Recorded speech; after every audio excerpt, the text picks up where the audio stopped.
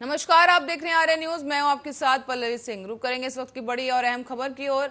लखनऊ से इस वक्त की बड़ी खबर आपको बता दें, अखिलेश यादव करेंगे एक अहम बैठक, जहां सपा एमएलसी के साथ ये बैठक की जाएगी। आज पार्टी के कार्यालय में 10 बजे अहम बैठक की जानी है। 2022 की तैयारियों को लेकर एक समीक्षा बैठक यहां पर की जाएगी, जहां पर अखिलेश यादव इस बैठक की अध्यक्षता करते नजर आएंगे।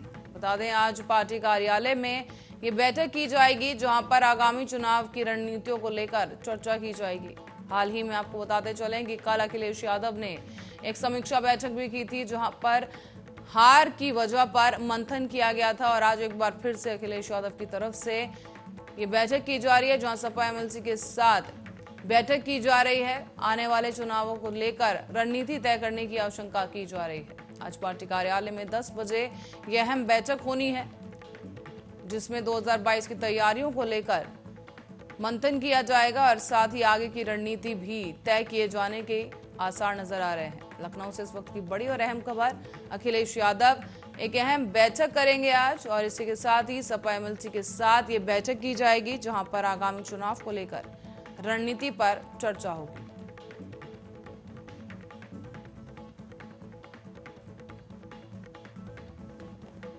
और इसी बीच रुक करेंगे झांसी की ओर। झांसी से इस वक्त की बड़ी खबर सामने आ रही है, जहां झांसी में अलर्ट जारी कर दिया गया है। बता दें, लखनऊ में आतंकियों के मिलने के बाद से ही अलर्ट जारी किया गया है और झांसी में डीआईजी ने सड़कों पर उतरकर चेकिंग की है। साथ ही सड़कों और होटल में सघन चेकिंग अभियान भी चलाया गया और इस दौरान कई थानों में सुरक्षा व्यवस्था का जायजा भी लिया गया है। आपको बता दें, हाल ही में लखनऊ से जिस तरीके से आतंकियों के गिरफ्तार होने की खबर सामने आई है, उसके बाद से ही उत्तर प्रदेश में प्रशासन हाई अलर्ट पर है और इसके साथ साथ सभी संदिग्ध इलाकों की तलाशी की जा रही है। इसी बीच अब झांसी से बड़ी खबर सामने आ रही है, जहां पर झांसी में प्रशासन अलर्ट हो गया है। शासन प्रशासन दोनों ही अलर्ट मोड पर हैं इस वक्त। लखनऊ में मिले आतंकियों के बाद से झांसी में यह अलर्ट जारी किया है। इस दौरान डीआईजी ने सड़कों पर उतरकर चेकिंग अभियान चलाया और साथ ही सड़कों और होटल में सघन चेकिंग की गई है।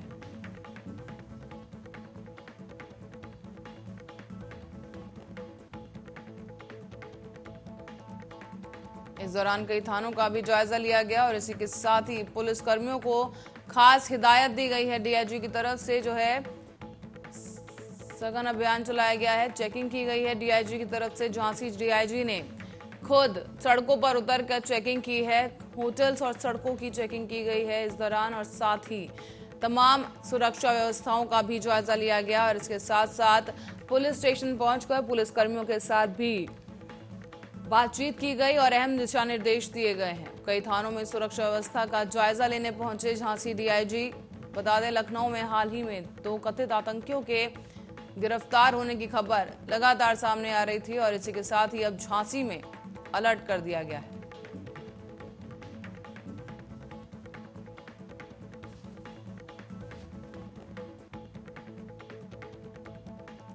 और इसी बीच रुक करेंगे अगली खबर की ओर। बता दें, एक और बड़ी खबर लखनऊ से सामने आ रही है, जहां राजधानी में बिजली कटौती से लोग परेशान हो गए हैं। महापौर के मोहल्ले में भीषण बिजली कटौती देखने को मिली है, जिसके बाद नगर विकास मंत्री के मोहल्ले में भी बिजली की कटौती का मामला सामने आया है। उमस भरी गर्मी से लोग परेशान हैं और इस दौरान बिजली कटौती एक बड़ी समस्या बनकर उभर रही है। बता दें, उमस भरी गर्मी के बीच बिजली कटौती की समस्या का सामना करने को मजबूर है लोग। इस दौरान लखनऊ से ये बड़ी खबर आपको बता रहे हैं, जहां राजधानी में बिजली संकट आ पड़ा है। बिजली कटौती से लोग परेशान हैं। महापौर के मोहल्ले में भीषण बिजली कटौती देखने को मिल रही है। कई घंटों तक पावर कट लगा रहता है और इसी बीच नगर विकास मंत्री के मोहल्ले में भी बिजली कटौती की समस्या खड़ी हो गई है। और इस बीच उमस भरी गर्मी से लोगों को बेहद परेशानी हो रही है। ऐसे में बिजली कटौती एक बड़ी समस्या बन चुकी है। लखनऊ से इस वक्त की बड़ी और अहम खबर आपको बता रहे हैं, जहां राजधानी में बिजली कटौती से परेशान हो चले हैं लोग। महापौर के मोहल्ले में भीषण बिजली कटौती की जा रही है। साथ ही आपको बताते चलें कि मंत्री भी इस कटौती से नहीं बचे हैं। नगर विकास मंत्री के मोहल्ले में भी बिजली कटौती की गई है।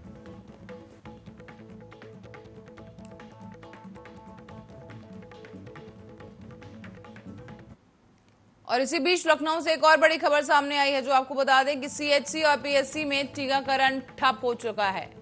बड़ी खबर इस वक्त की आपको बता दें, वैक्सीनेशन अभियान जो चलाया जा रहा था उत्तर प्रदेश से बड़ी खबर सामने आई है, जहां पर वैक्सीनेशन ठप हो चला है। स्वास्थ्य केंद्रों से बेरंग लौट रहे हैं लोग। कोविन पोर्टल पर महज 19 केंद्रों पर बुकिंग व्यवस्था जारी है और इसी के साथ ही स्वास्थ्य अधिकारियों के पास इस बात का कोई जवाब नहीं है। लेकिन वैक्सीनेशन ठप हो चला है। अधिकारियों की तरफ से कोई जवाब सामने नहीं आ पाया। यूपी में अभी तक 21.5% लोगों का वैक्सीनेशन हो चुका है। ग्रामीण इलाकों में वैक्सीनेशन में भारी लापरवाही देखने को मिल रही है। और इसी बीच बड़ी खबर ये आपको बता रहे हैं, जहां पर वैक्सीनेशन प्रक्रिया रोक दी गई है, ठप पड़ी है। बिहार 10वें और यूपी 11वें नंबर पर है, जहां पर वैक्सीनेशन ठप हो चुका है। आपको बता दें, स्वास्थ्य मंत्रालय की ओर से ये डाटा जारी किया गया है। इसके अनुसार उत्तर प्रदेश और बिहार में काफी कम वैक्सीन लग रही है लोगों को। यूपी में अभी तक 21.5 लोगों को ही वैक्सीन लग पाई है। और इसी बीच दिल्ली से वैक्सीनेशन में हिमाचल प्रदेश टॉप पर आया है। दिल्ली में ये बुलेटिन स्वास्थ्य विभाग की तरफ से जारी किया गया है और इसके ताजा आंकड़ों के अनुसार आपको बता रहे हैं कि वैक्सीनेशन में दूसरे नंबर पर है दिल्ली, जहां पर तेजी के साथ वैक्सीन लगाई जा रही है, जबकि बिहार 10वें नंबर पर और यूपी 11वें नंबर पर है।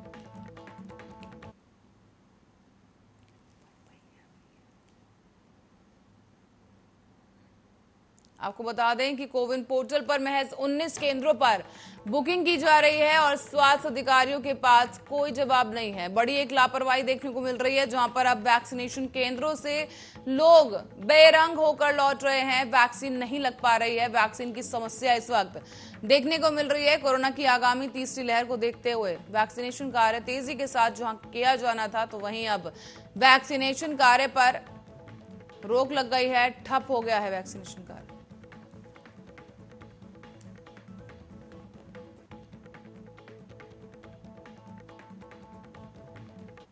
और इसी के बाद वैक्सीन के हाल जानने के बाद अब रुक करेंगे अगली खबर की ओर, लेकिन उससे पहले एक बड़ी खबर सामने आ रही है। आपको बता दें, लखनऊ से ये खबर आपको बता रहे थे कि टीकाकरण ठप हो गया है। स्वास्थ्य केंद्रों से बेरंग लौट रहे हैं लोग।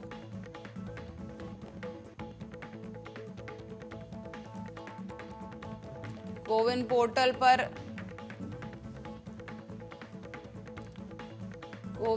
पर केवल 19 केंद्रों पर ही लोग टीका लगवाने जा पा रहे हैं। इसी बीच आपको बता दें कि यूपी और बिहार में कम लोगों को टीका लग रहा है। और इसी बीच आपको बताते चलें कि वैक्सीनेशन में हिमाचल टॉप पर है और इसी के साथ ही वैक्सीन में दूसरे नंबर पर दिल्ली है। और ताजा आंकड़े जो है डाटा के हिसाब से, जो कि स्वास्थ्य विभाग की तरफ से जारी किया गया है, उसके अनुसार आपको बता रहे हैं कि बिहार 10वें नंबर पर और यूपी 11वें नंबर पर है।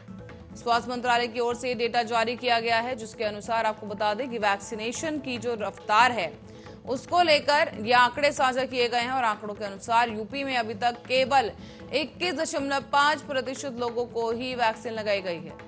दिल्ली से बड़ी खबर सामने आ रही है, क्योंकि दिल्ली से ये आंकड़े देखने को मिले हैं, जहां पर स्वास्थ्य विभाग के अनुसार वैक्सीनेशन में पहले नंबर पर हिमाचल प्रदेश है, तो वहीं दूसरे नंबर पर वैक्सीनेशन में दिल्ली है, जहां सबसे तेजी के साथ टीकाकरण किया जा रहा है। इसी बीच बिहार 10वें नंबर पर और यूपी 11वें नंबर पर पहुंच गया है।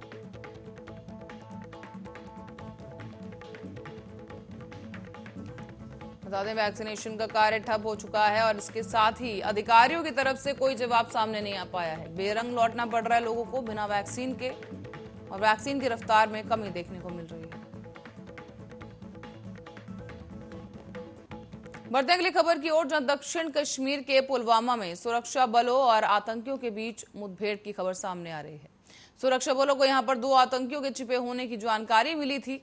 इसी बीच मुठभेड़ शुरू हो गई और मुठभेड़ वाली जगह पर काफी संख्या में सुरक्षा कर्मियों और पुलिस को तैनात कर दिया गया है। ये जानकारी जम्मू और कश्मीर पुलिस ने दी है और इससे पहले 8 जुलाई को पुलवामा में सुरक्षा बलों के साथ मुठभेड़ में 2 आतंकवादी मारे गए थे। ये मुठभेड़ ऐसे समय में हुई थी जब हिजबुल मुजाहिदीन के आतंकी कमांडर बुरहान वानी के मारे जाने के 5 साल पूरे होने पर गुरुवार को घाटी के कुछ इलाकों में बंद रहा और इसी दिन जम्मू कश्मीर के कुलगाम में कोई हुई मुठभेड़ में 2 आतंकी मारे गए थे। मारे गए आतंकवादियों की पहचान आतंकी संगठन लश्कर-ए-तैयबा के किफायत रमजान सौफी और अल बद्र इनायत अहमद डार के रूप में हुई थी।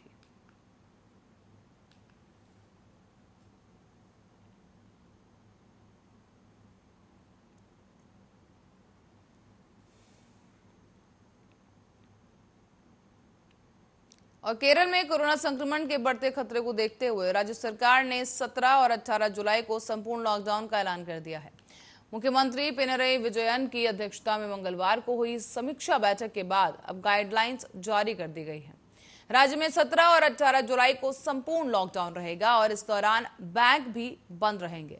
हालांकि बाकी दिनों की तरह कुछ ढील भी दी गई है और नए फैसलों के मुताबिक दुकानें रात 8 बजे तक खोली जा सकती है और साथ ही हफ्ते में लोगों को बैंक में 5 दिनों तक कामकाज जारी रखने की भी अनुमति दी गई है। श्रेणी ए में सभी प्रकार की दुकानें और कारोबारी संस्थान सिर्फ सप्ताहांत लॉकडाउन को छोड़कर खोले जाएंगे। इसी बीच श्रेणी बी में जो जरूरी सामान की दुकानें हैं वो सभी दिन खुली रहेंगी, जबकि अन्य दुकानें सोमवार और बुधवार और शुक्रवार को रात 8 बजे तक ही खोली जा सकेंगी। श्रेणी सी में आते हैं वो लोग जो कि जरूरी सामान बिक्री की दुकानें सभी दिन चालू रहेंगी, जबकि अन्य दुकानों को सिर्फ शुक्रवार को खोलने की अनुमति है। मीटिंग में यह भी फैसला लिया गया कि सप्ताहांत के राज्य में लॉकडाउन रहेगा और इसी के साथ ही यानी कि वीकेंड पर लॉकडाउन रहेगा और केरल में सोमवार को कोरोना वायरस संक्रमण के 7,798 नए मामले सामने आए और महामारी से 100 और मरीजों की मौत हो गई है।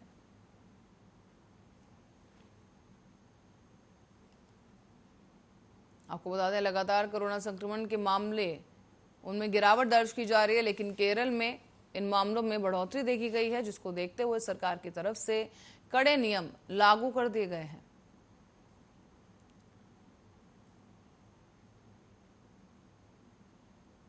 और इसी बीच एक बड़ी खबर दिल्ली से सामने आ रही है, जो आपको बता दें कि ग्रुप ऑफ मिनिस्टर्स की आज शाम को अहम बैठक होने जा रही है।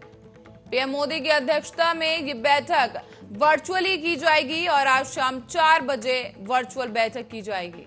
आपको बता दें लगातार बैठक का दौर चल रहा है। नए कैबिनेट में विस्तार के बाद से ही पीएम मोदी की तरफ से बैठक की जा रही है और लगातार समीक्षा की जा रही है।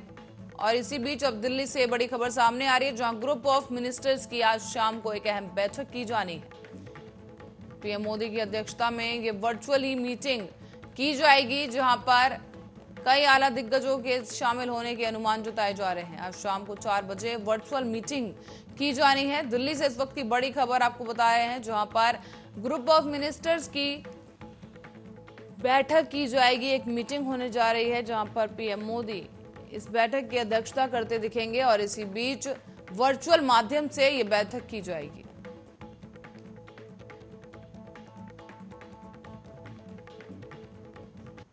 और इसी बीच अयोध्या की ओर रुख करेंगे। अयोध्या से एक बड़ी खबर आपको बता दें, जहां नृपेंद्र मिश्र पहुंचे हैं अयोध्या। राम मंदिर ट्रस्ट के चेयरमैन पहुंचे अयोध्या और अयोध्या धाम पहुंचकर रामलला का दर्शन किया है। अयोध्या में 14, 15 और 16 जुलाई को करेंगे बैठक। एक बड़ी खबर आपको बता रहे हैं इस वक्त की अयोध्या से, जहां अयोध्या धाम पहुंचकर रामलला के दर्शन किए गए। और इसी के साथ ही अयोध्या में 14, 15 और 16 जुलाई को अहम बैठक की जाने की भी संभावना जताई जा रही है। अयोध्या पहुंचे हैं नृपेंद्र मिश्र।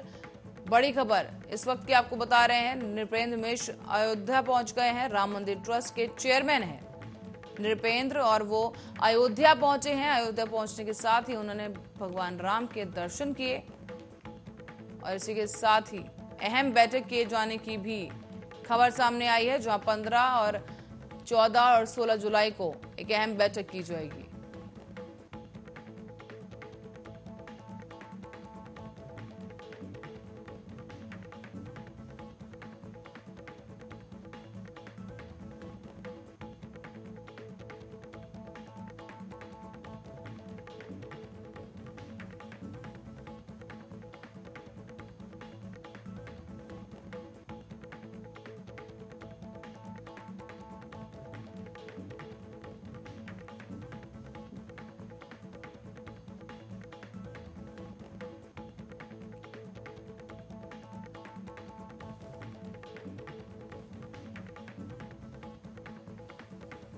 बड़ी खबर इस वक्त की आप अपनी स्क्रीन पर देख सकते हैं कि अयोध्या पहुंचे हैं नृपेंद्र मिश्र और अयोध्या पहुंचकर उन्होंने रामलला के दर्शन किए हैं। साथ ही 14 और 15-16 जुलाई को एक अहम बैठक करने जा रहे हैं नृपेंद्र मिश्र।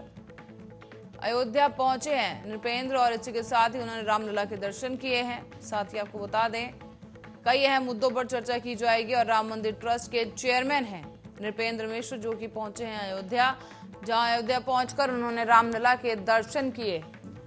इसके साथ ही आगामी कार्यक्रम का भी उन्होंने जानकारी साझा की है और बताया है कि अयोध्या में 14, 15 और 16 जुलाई को एक अहम बैठक की जाएगी। अयोध्या पहुंचे नृपेंद्र मिश्र, बड़ी खबर इस वक्त की आपको बता रहे हैं।